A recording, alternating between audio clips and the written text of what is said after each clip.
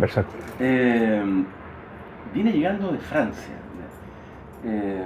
Me parece increíble todo lo que has hecho este último tiempo, porque partiste a principio, creo que partiste yendo a construir un mural, creo que en España, y después Estuvimos en España, estamos hablando del mes de marzo, junio, y volvimos como a principios de julio y volvimos a partir después a fines de agosto y todo el mes de septiembre estuve en París. ¿Ya? ¿Por qué surgió esa? Es un proyecto que van saliendo. El último de París tiene que ver con una residencia en un lugar que es un condominio de varios departamentos de talleres de artistas que pertenecen al municipio de París. Eso significa que, por ejemplo, vienen becados con proyectos o con becas de sus países, distintos artistas a París. Entonces hay departamentos, incluso hay departamentos que están como apadrinados por países. A mí me tocó estar en el departamento de Corea del Sur, que estaba desocupado, y que lo arrendé por un mes, y entonces lo convertí en mi taller. Y lo interesante es que apenas llegué en la primera semana, hay un festival de apertura de los talleres de los artistas. Entonces todo el pueblo, todo el barrio y la gente viaja a esa ciudad a conocer a los artistas con distintos estilos de distintos países. Y me tocó participar en eso. Fue interesante porque veía llegar, más que para vender, era para que nos conocieran las obras y nos conocieran la gente. La primera cosa fue esa. La segunda cosa es que participé en un mural, Overcraft se llama, que es una, ¿cómo se llama? Es una región de París, es la número 11, del distrito número 11, y en ese distrito número 11 hay un muro que es como, hablamos de que en distintos lugares de Francia hay muros que galerías de cada pueblo se hace responsable y es una cadena, y eso se interviene por 30 días. O sea, un grafitero, un muralista lo interviene, se dura 30 días, se borra y viene otro y otro y otro. ¿Cómo sobreviven ellos en este trabajo como gestión? Sacan fotos y publican libros anual con respecto a las intervenciones. Entonces, cada 30 días tenemos 12 murales con 12 artistas distintos. O sea, entonces también es una performance que me tocó hacer en vivo. Justo con eso hicimos este mural y fue como el día 11 de septiembre. El 9 de septiembre. Y el día 11 nosotros hicimos una performance. Esto se pinta en vivo. Y el 11 de septiembre hicimos una performance con una cueca sola, en que lo hizo y lo bailó, que lo pusimos en video, lo subimos en video, lo filmamos rápidamente, o sea, in situ, con la hija de la Gabriela Pizarro. O la hija también de Héctor Pavé. Sí, claro. Que ella trabaja y vive en París y trabaja, digamos, haciendo talleres y clases de folclore chileno con la comunidad, con distintas comunidades que quieran conocer Chile. Y después, posteriormente, participé, aparte de todos los días yo estaba pintando mi taller, participé en lo que era el Distrito 13 de París, una exposición de las galerías de arte del mundo, en donde se concentran ahí, en una feria, en donde se concentran a presentar a sus artistas. Y yo fui por Chile junto con la Steffi. La Steffi también. La Steffi estuvo ahí. Y una niña Glio, que es de Colombia, que ahora viene a pintar ahora en el mes de octubre, va a estar pintando por acá. O sea, entonces, por lo tanto, fue un mes muy movido. ¿Ya?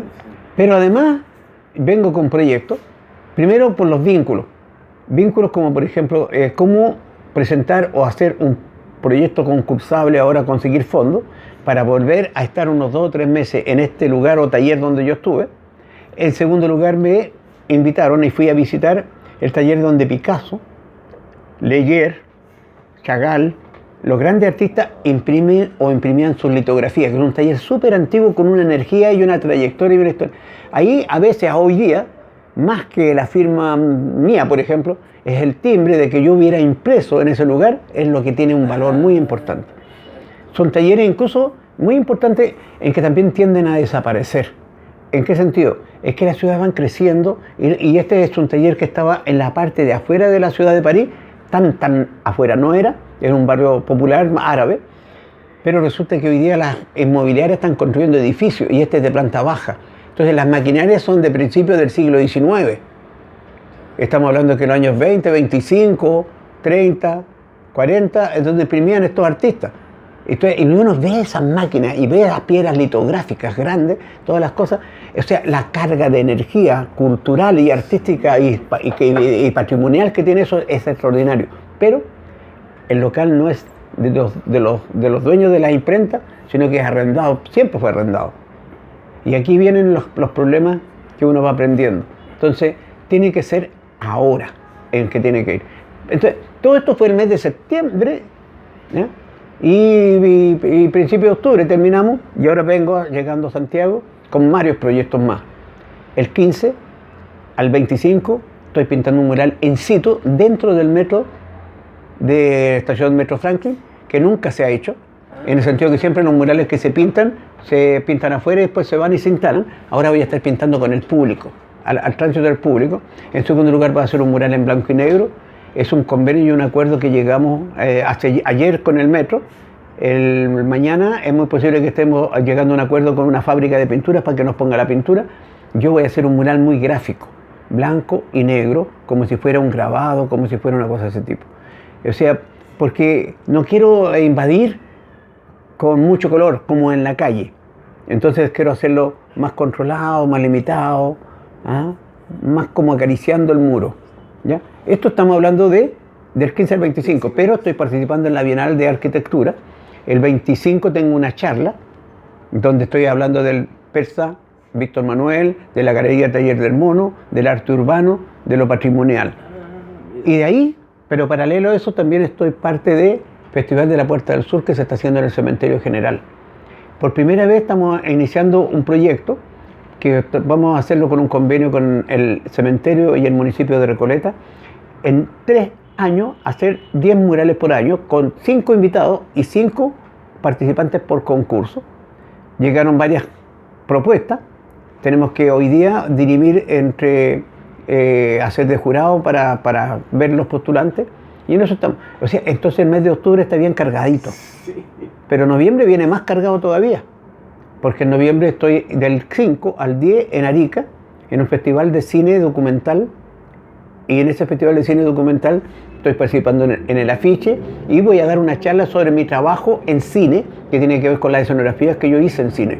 Estamos hablando de la lección de pintura de Pablo Perelman, o vamos a hablar de La Frontera de Ricardo Larraín, o de La Danza de la Realidad que trabajé yo con Jodorowsky en la escenografía. Entonces, por eso que voy a participar en el cine, cosas que acá no me han tomado muy en cuenta, pero que hay una importancia.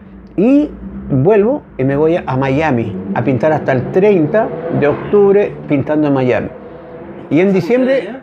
¿Ah? ¿Qué vas a pintar allá? A pintar con el INTI. Ah, con el INTI ahora está llegando acá en mes de octubre porque empieza a pintar en la USACH. En la entrada de la USACH un muro, ahí va a estar pintando el INTI. Ahora, cuando esté pintando ahí, tenemos que trabajar el proyecto de lo de Miami. Y con eso termino casi el año, porque en diciembre voy a estar en un proyecto que vengo cerrando recién con la Universidad de Chile, el Centro de Estudios Árabes de la Universidad de Chile, de la Facultad de Filosofía y Humanidad, en donde quiero pintar un mural puros rostros de los emigrantes árabes que han llegado a Chile. Y lo quiero hacer con una técnica muy especial, que es como los tacos de la xilografía en la madera. Le voy a sacar a lo mejor 1 o 2 copias, pero voy a pegar los tacos en el muro y van a quedar ahí, ¿ya? Cosas que por lo general se guardan, etc. No, y van a quedar los tacos ahí. Y ahí estamos. Entonces, estamos programados. Yo me acuerdo que, ¿te acuerdas cuando estaba en el Festival de Arte Urbano y tú estabas en el hospital? Ah, sí. ¿Te acuerdas? Sí, sí. Ah, bueno, sigo más o menos, bueno, la edad también, ya tengo 72 años, pero con muchos proyectos, con muchas ideas. Pero es impresionante, pues, Sí. Y qué bueno, porque claro. Te cambió bastante. Es súper importante una cosa, esto de estar en riesgo de vida, sí. Aparte de que ya lo había vivido antes, en la época de la dictadura, que hubo las incertidumbres, los riesgos, etcétera, etcétera. Hoy día la cosa no es que sea distinta, pero nos queda poco tiempo, entonces quiero hacer las cosas ahora.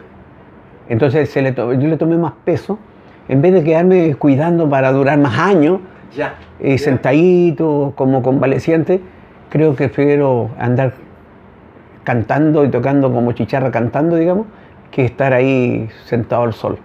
Y por eso que surgen los proyectos. Entonces quiero hacerlo ahora.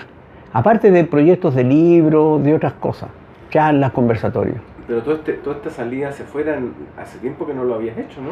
Ah, bueno, desde que me enfermé no lo había hecho. Claro. Vine a salir, bueno, por centro de Chile había estado un poco afuera, había ido a provincias, estuve en Arica, Coronel, Lota, Concepción,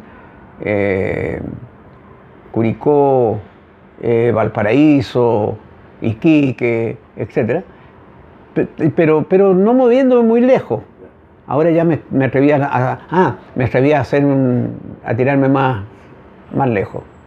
¿Y cómo era el día así normal tuyo allá en París, por ejemplo?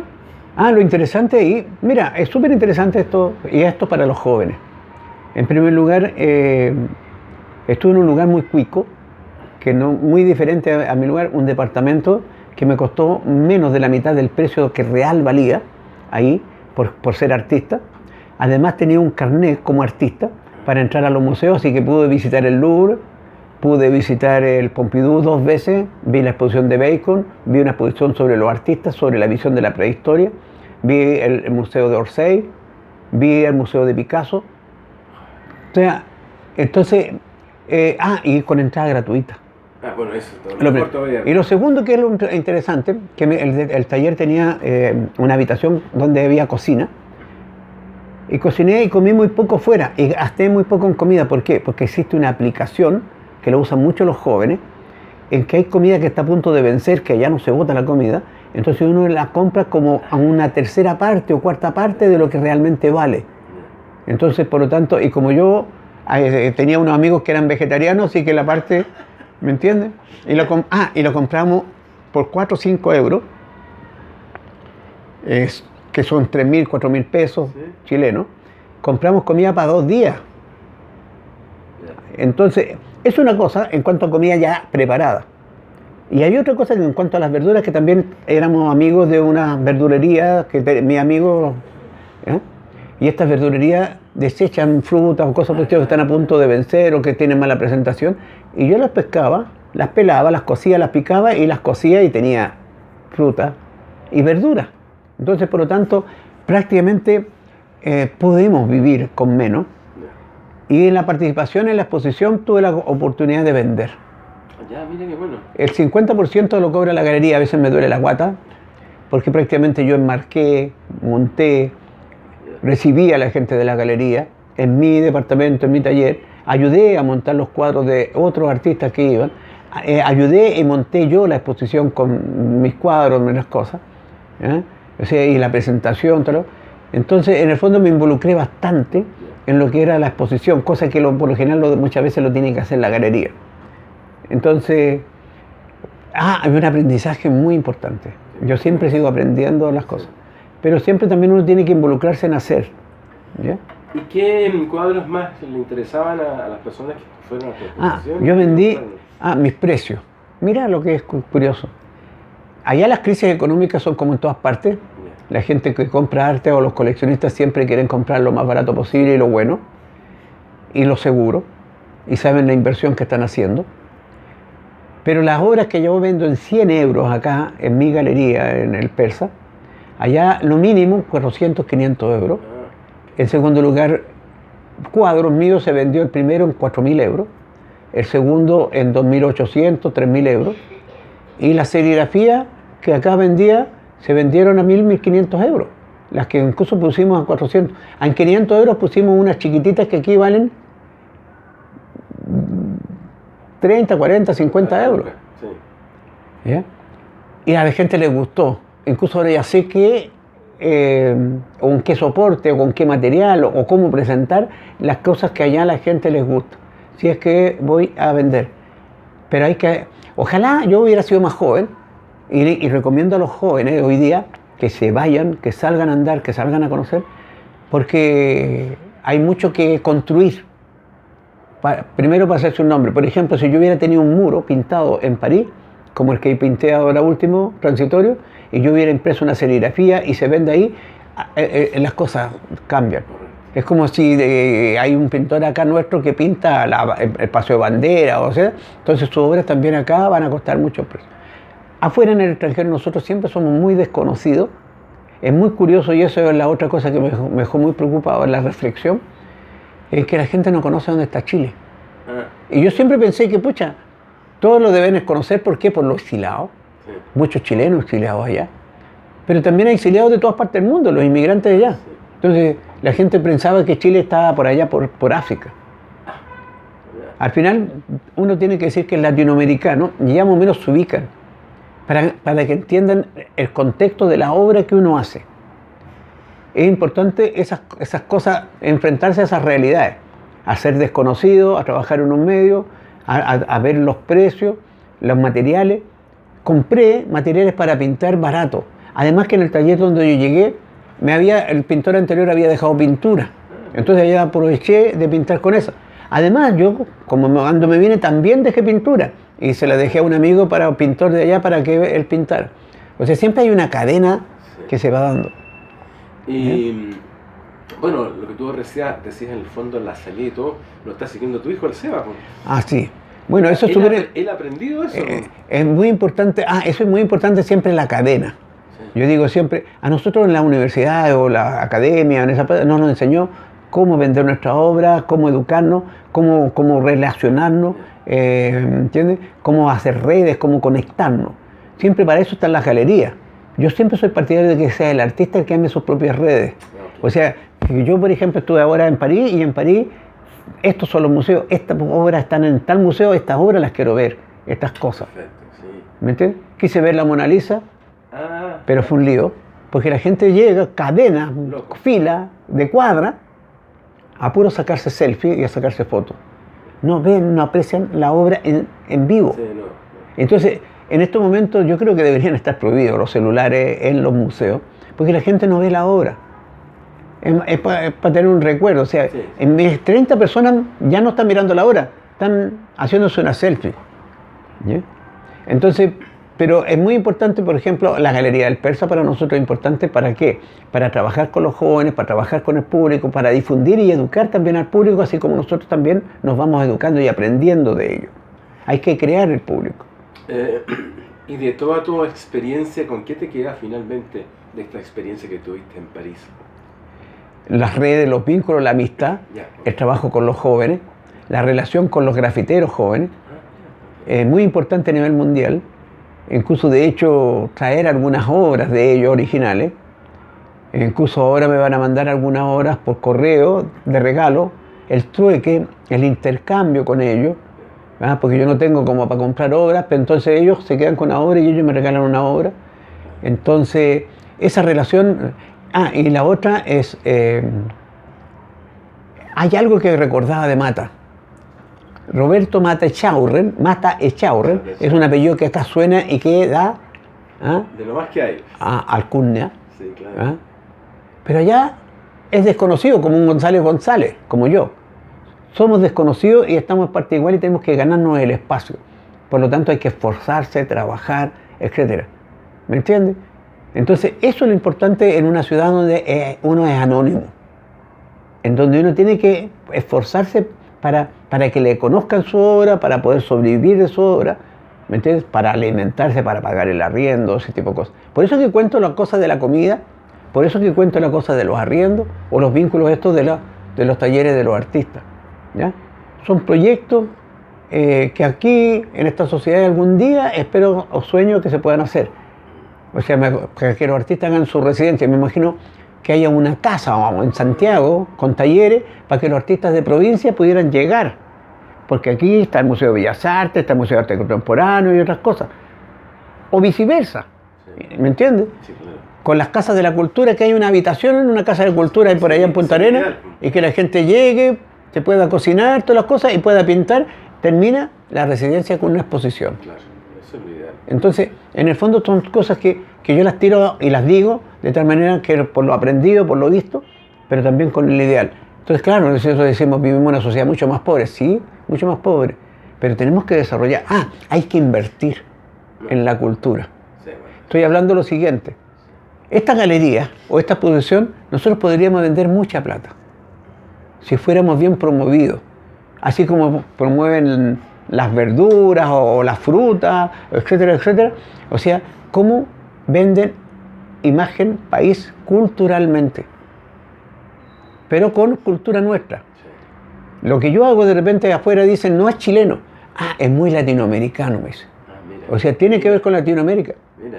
De hecho, me encontré con Otone, que fue el ministro de Cultura, Sí, sí. y fui a visitar la UNESCO, aparte de recorrer todas las obras maravillosas que tiene la UNESCO ahí, Picasso, Guayasamín, Rufino Tamayo, y todo, en el sentido de que, por ejemplo, él había estado por un proyecto cultural de la UNESCO en Colombia. Y habían 2 o 3 muchachos en un encuentro que tenía que ver con la autoría, con los derechos de identidad de países, culturales, etcétera, etcétera. Y habían 2 o 3 muchachos jóvenes colombianos pintando un mural y un grafiti en torno a esto. Y él le habló de Chile, de cosas, y conocían lo que nosotros hacemos acá. O sea, nosotros somos un referente dentro de Latinoamérica. Yo creo que sí. ¿Ah? Sí. Entonces, y con nombre y apellido. Entonces, eso es importante, cómo nosotros de alguna manera nos vamos relacionando culturalmente con esto de los inmigrantes. Yo era un inmigrante en París, un desconocido, un inmigrante que estaba buscando la comida más barata, no pasamos hambre, no estoy hablando de eso, tampoco mendigando, pero sí haciendo esfuerzos por sobrevivir dignamente, pero para poder crear. Sí. ¿Entiendes? Y qué bueno que hubo reconocimiento justamente también de que tu trabajo fue apreciado además. Pues. Sí.